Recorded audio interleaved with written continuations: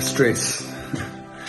I don't think there's anyone alive that isn't or haven't experienced stress.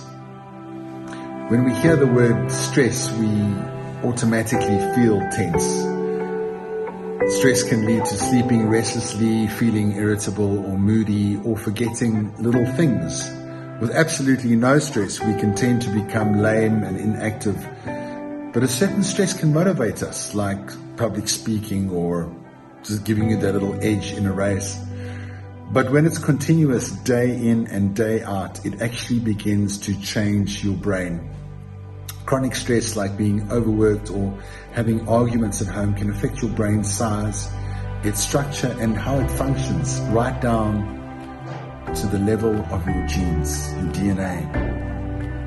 The effects of stress filter down to the brain's DNA, and an experiment showed that the amount of nurturing a mother rat provides its newborn baby plays a part in determining how that particular baby responds to stress later in life. The pups of nurturing moms turned out less sensitive to stress because their brains developed more cortisol receptors. Now, remember, cortisol's that stress chemical.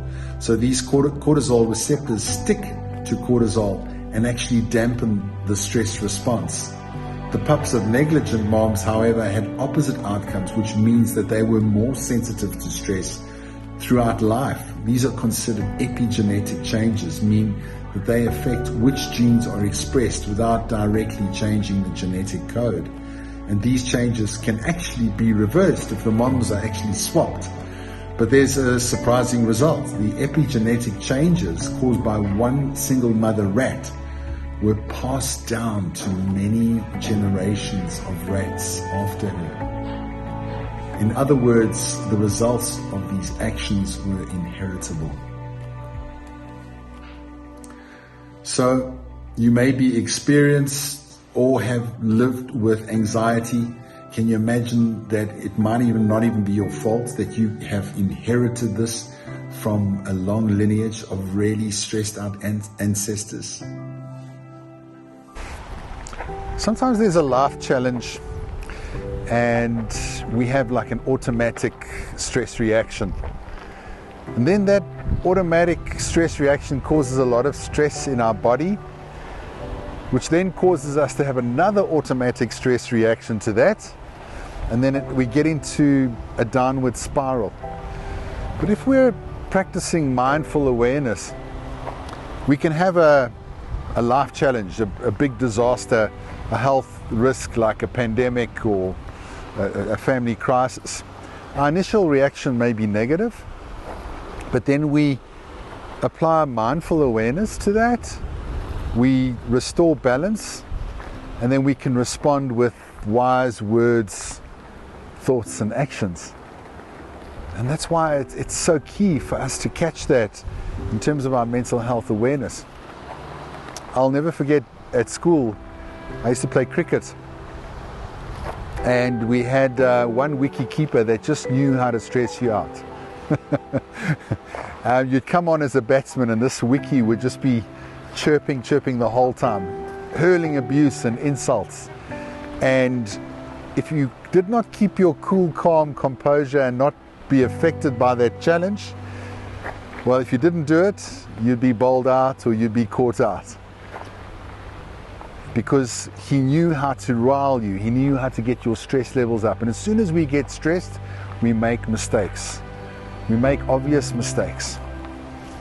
In fact, Ellen Langer from Harvard University said that most of the mistakes that we make and most of the problems that we cause is when we are stressed, when we have lost our composure, when we've moved into an autopilot state.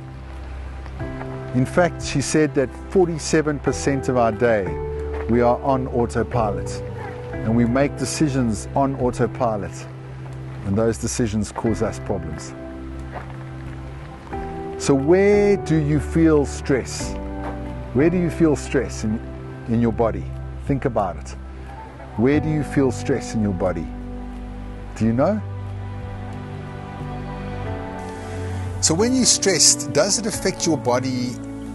In what way and why? Because our body is actually talking to us, and it makes us aware of when we're feeling overwhelmed and when we're feeling chronic stress. And a little bit of stress, as we've been exploring, is not so bad for us. But if we listen to our bodies, we can know if our stress is becoming chronic, and then we can do something about it. So let's just stop and think about it for a moment. When you feel stress, where do you feel it in your body? Where do you feel it? I feel it in my stomach. Okay, my stomach turns into a knot. And yeah, perhaps you're not sleeping well. And it's our body's way of saying we need to be aware of possibly what we're drinking, what we're eating, our lifestyle, our sort of always on behavior, and why it's so important to listen to our bodies, connect with our bodies, and listen to what it's telling us. And when we get in touch with our body, we can know when the stress is starting to harm us. It's like a telegram. Our body's like sending us a telegram to remind us to take action, to mitigate the harmful effects of what stress can do for our bodies. And there's this incredible quote I've been seeing a lot of lately. It says, if we don't make time for wellness, we will be forced to make time for our illness. Yeah, it's a little bit bleak, and every time I hear that I go, ugh, but it's so true. Poet Laurie Deschênes says, not only can we tune into our bodies so that we can understand what it's saying to us, but also our stress is recorded in the body. The body is recording our stress. Check this out. Elizabeth Blackburn, have you heard of her? No? Why not? She should be on the front page of the newspaper. Elizabeth Blackburn won the Nobel Prize in 2009 with her research on telomeres, which are these caps of your chromosomes, your little X chromosomes. Those little caps are called telomeres. And Elizabeth Blackburn provided the link between stress and terminal illness. And she found that in some people that have high levels of stress, their telomeres were shorter, which meant that they would probably in the next few years suffer from a severe terminal illness. Now she found that the length of those telomeres were the same as really old people. Because as we age, the cell divides and those telomeres get smaller and smaller. So when you're young, those telomeres are really, really big and they're really, really pronounced. So she did a lot of research with moms who had terminally ill kids. I mean, you can imagine the kind of stress that a mom has to deal with if their child is terminally ill. Their telomeres were shorter than moms with normal kids.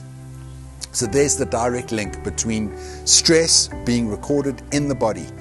Another neuroscientist, one of my favorites, Dr. Richard Davidson, did tests on a group and found that their ability to produce antibodies doubled when they had the flu vaccine because they were doing stress reduction techniques like meditation and mindfulness. Those that weren't couldn't fight off the flu injection as well. And if we just apply ourselves to stress reduction techniques, we then boost our immune system. So you can see that stress is a killer. Stress is a killer. We know this. So if we know this, what are we doing about it? So think about how can we protect our telomeres? There's an enzyme called telomerase which protects the telomeres, and we can produce telomerase by living in a stress-free way. Now, what, are you going to put yourself in a bubble? No. Our life is stressful, but we can do something like breath work, breathing. And if you think about it, the more stressed out you are, the faster you're going to breathe. And when you're breathing fast, your brain's going, oh my God, we're in trouble. There's a lion nearby or a wild animal, or we're being attacked, but not so in our modern world. So when we're breathing fast and shallow, we're telling our body that there's something wrong, that we need to move into fight, flight, or freeze. But we can hack that, okay? How's that word, hack? We can hack that process. And if we start, even if everything's chaos, even if we feel like it's all going to hell in a handbasket, you know what we can do? We can breathe slowly. Just to breathe slowly, you're giving your brain a signal that you are now in a place of calm. I'm safe. Everything's fine. I'm breathing slowly. Nothing's chasing me. I'm okay, even if you don't. And then what happens is the body starts to listen. You feel less stressed, and even like the right kind of breathing can also, in fact, reduce our perception of pain, which is remarkable. So both at the pace at which you breathe and how deeply you breathe can change your particular stress response. How amazing is that? Just a little hack.